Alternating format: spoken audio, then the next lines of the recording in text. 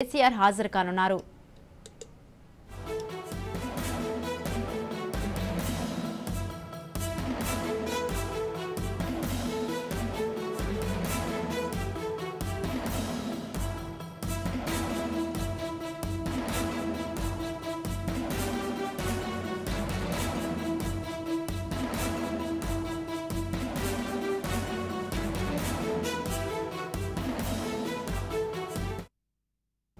Right ఇదే విషయంపై మరింత సమాచారాన్ని అందించడానికి మా ప్రతినిధి హరిప్రసాద్ ఫోన్ లైన్ లో ఉన్నారు. హరిప్రసాద్, ఇవాళ ఉమ్మడి నల్గొండ జిల్లాలో అయితే 3 ప్రజా ఆశీర్వాద సభలకైతే సీఎం కేసీఆర్ హాజరవుతున్నట్లు తెలుస్తోంది. అయితే మరి ఆయన ఎక్కడ ఏ సభకు ఏ టైంకు హాజరు కానున్నారు?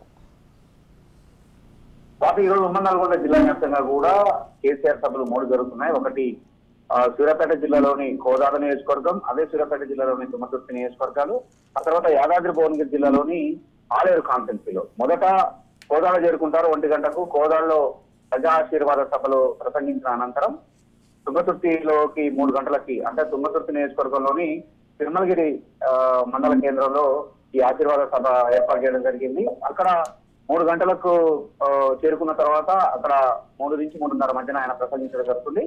ఆ తర్వాత పక్కనే ఉన్న ఆలేరు కాన్స్టిట్యున్సీకి 4 గంటల 10 నిమిషాలకి ఆయన చేరుకుంటారు. సాయంత్రం అంటే 4 గంటల 10 నిమిషాలకి ఆయన అక్కడ చేరుకున్న తర్వాత సాయంత్రం ఆలేరులోని ప్రజా ఆశీర్వాద సభలో పాల్గొంటారు. 3 సభలు ఉమ్మడి నల్గొండ జిల్లాలో ఒకేసారి పెట్టుకున్నట్టుగా మాత్రం ఈ ఎవరైతే టీఆర్ఎస్ శ్రేణులు భారీ జన సమీకరణ చేయడానికి మొత్తం ఇప్పటికీ అన్ని ఏర్పాట్లు పూర్తి చేయడం జరిగింది. సుమారు ఒక్కొక్క సభలో 50,000 మందికి తగ్గకుండా కూడా వాళ్ళు ప్లాన్ చేస్తున్నారు. ఈ నేపథ్యంలో ప్రజా ఆశీర్వాద సభ ద్వారా ఏదైతే మేనిఫెస్టో ఉందో, ఈసారి టీఆర్ఎస్ చేసిన మేనిఫెస్టో ఉంది, అది చెప్తూనే ఆయా నియోజకవర్గాల్లో టీఆర్ఎస్ చేసిన అభివృద్ధి, అదేవిధంగా అంతకుముందు ఉన్న పరిస్థితిని కూడా ఆయన చెప్పే అవకాశం ఉంది. కాబట్టి మళ్ళీ ఆయా నియోజకవర్గాలకి, అంటే స్థానికంగా ఉన్న సమస్యల ఆధారంగా ఆయా నియోజకవర్గాలకి ఇంకా ఏమైనా నిధులు కేటాయిస్తారా, లేకపోతే ఇంకా ఏమైనా హామీలు నెరవేరుస్తారనే దానికి సంబంధించి మాత్రం ఆయా నియోజకవర్గ ప్రజలు ఆశగా ఎదురు చూస్తున్నారని చెప్పుకోవచ్చు. దీనికి సంబంధించి కోదాడలో ఎమ్మెల్యే అభ్యర్థి ప్రస్తుత ఎమ్మెల్యే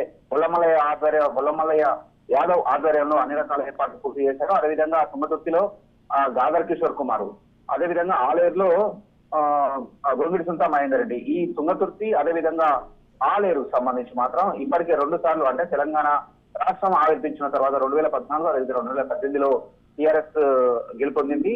టీఆర్ఎస్ గెలుపొందిన తర్వాత ఈసారి హ్యాట్రిక్ కోసం వాళ్ళు ప్రయత్నం చేస్తున్నారు.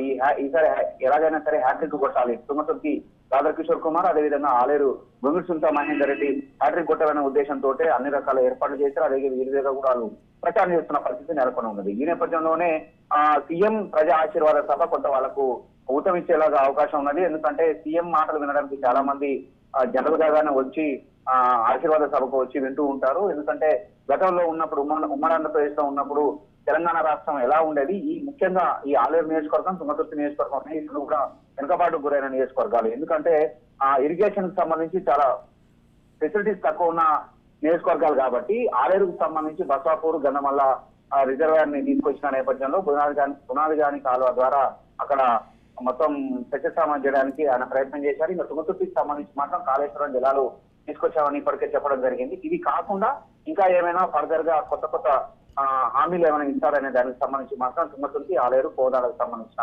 ప్రజలు ఎదురు చూస్తున్నారని చెప్పవచ్చు. దీనికి సంబంధించి పోలీస్ యంత్రాంగం కూడా ఎక్కడ కూడా ఎటువంటి అవాంఛనీయ సంఘటనలు జరగకుండా, ఎటువంటి ఇబ్బంది తలెత్తకుండా అన్ని రకాల ఏర్పాట్లు పూర్తి చేశారు. ఇప్పటికైతే కోదాడలో మొట్టమొదటి సభ కాబట్టి, మొట్టమొదటి సభ ఉన్న నేపథ్యంలో మాత్రం కోదాడకి ఇప్పుడిప్పుడే జన సమీకరణ నేపథ్యంలో అందరూ ఇప్పుడే బయలుదేరుతున్నట్టుగా తెలుస్తా ఉంది. నియోజకవర్గ వ్యాప్తంగా అన్ని వాహనాలలో డీసీఎంస్, అదేవిధంగా గవర్నమెంట్ ఏదైతే ఆర్టీసీ బస్సులు ఉన్నాయో ఆర్టీసీ బస్సులతో పాటు ప్రైవేట్ వాహనాలలో కూడా సుమారు 50,000 మంది వరకు కూడా జన సమీకరణ వచ్చే అవకాశం ఉంది. కాబట్టి అన్ని రకాలుగా ట్రాఫిక్ కు ఎటువంటి ఇబ్బంది జరగకుండా ఈ 3 నియోజకవర్గాలు మాత్రం పోలీసులు గట్టి బందోబస్తు ఏర్పాటు చేశారు.